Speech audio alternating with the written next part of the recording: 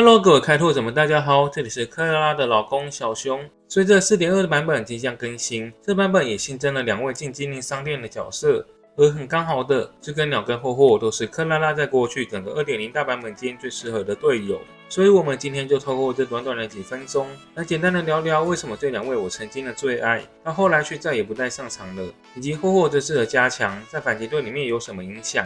影片开始之前，先来个免责声明哦。以下的言论都只是仅现在克拉拉队伍里面的前提去做讨论，并不代表整个角色的泛用性。首先是知更鸟，还记得在整个平洛康尼大版本，我都是用花火、知更鸟、霍霍的组合。后来 3.0 大版本新东西，它也一直都还在我的队伍里面，直到 3.7 系列登场之后，我才把它换掉。知更鸟的问题主要就是机制太过于落伍了，开大之后直接锁住行动条，而且充能的缺口非常大。你的知更鸟能不能顺利的循环，基本上取决于环境的范围受击多不多。如果知更鸟没办法一直被打到，缺少受击回能的话，那大招的空窗期就会很长。再来就是知更鸟虽然有个全队拉条的亮点，但这点在反击队里面其实没有什么特别的帮助。毕竟克拉拉并不属于那种机制上互相带动的体系队，而是传统的智商角色。你把藤黄体保这种队友拉上来是没有太大意义的。而克拉拉作为全游戏速度最慢的角色，带上4人套之后，速度甚至只剩下80几，而知更鸟大招的倒计时速度是90，除非说你有其他的拉条手段，或是知更鸟有2魂，不然克拉拉在知更鸟的大招时间内没办法行动第2次。如果是基于要让克拉拉多行动的角度，直接带像是花火或星期日这种单体拉条拐就好了。再来是霍霍的部分，有些比较资深的观众可能都知道，霍霍其实是星穹铁道里面我仅次于克拉拉以外最喜欢的角色。在进入魔法罗斯之前，我几乎每部影片都有他，只是后来出了更适合的生存位，我就换了其他选择了。它的特色不外乎就是给全队攻击充能，但对克拉拉来说，给攻击的这块虽然有提升，但没有到非常的关键，没办法被取代的程度。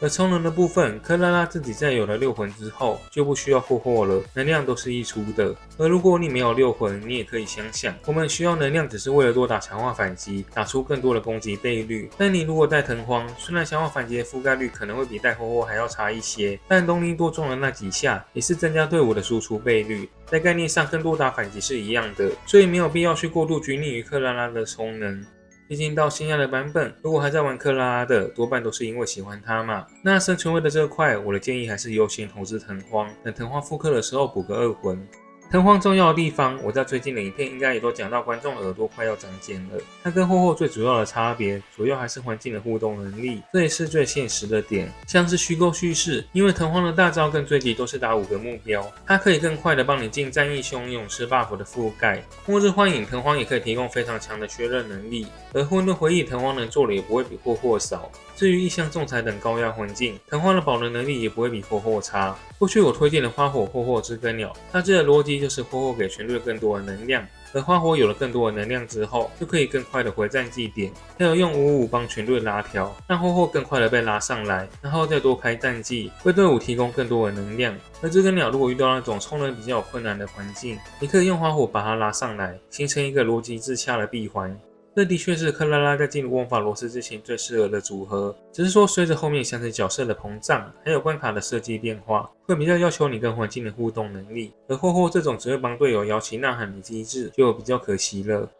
霍霍在这版本虽然加强了一些保人的能力，但这点对于克拉拉来说，可以直接当成没有调整，完全不会影响霍霍在他队伍里面的表现或评价。对他来说，生存从来都不是问题。毕竟克拉拉就是一个机体从里到外都带着非常多减伤的角色，你可以看到像是这次混沌下半那个破小战队的精英怪打他，都像是在抓痒一样。而他的队友像是洗脸、皮宝、花火、星期日这种，要么本来就是堆生命的，要么你也可以选择多挖一些生命的副词条，所以队友的生存也不会有问题。真要说的话就是知更鸟，因为开大招之后都不会行动，在搭配霍霍的时候生存压力就会比较大。但就像前面说的，目前知更鸟也不会是他配对上的首选。总而言之，对于克拉拉来说，大概就是像上面说的这样。毕竟他作为一个开服时期的长度角，机制上本身就算是原始人了，他会比较需要一些新的队友来补强。你带其他也同样是原始人的队友，并不会负负得正。而如果是云离，它跟克拉拉在带藤荒的部分会有一个差别，就是云离虽然自己的心机跟行为都给了他非常多的自拐，但你可以发现这些都是在发动反击或是发动看破灭、看破绽的时候才生效，再加上他基本上都是带充能神，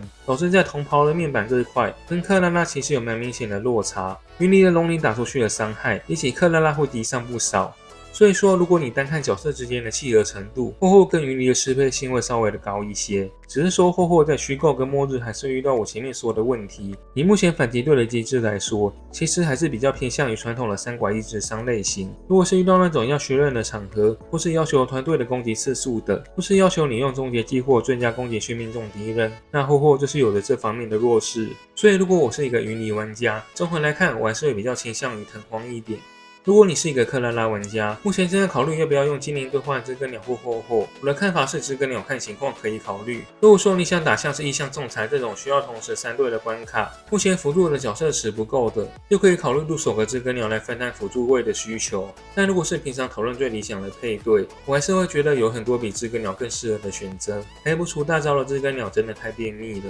如果你要换知更鸟，那我会建议直接换上1+0。虽然说知更鸟零星魂的机制就很完整，一魂只是差在抗性穿透的数值而已，但在反击队里面，知更鸟的大招机制真的太被动了。如果你只有0+0，很多时候玩下来会觉得不如直接带记忆组就好。它对于克拉拉主要的贡献在于数值，而这个数值有一半都是建立在一魂上面的。然后绝对不要换知更鸟自己的专武，压钻或是与行星相会就很好用了。如果你手上有着比较多的资源想要投入，那软梅的专武会比较好。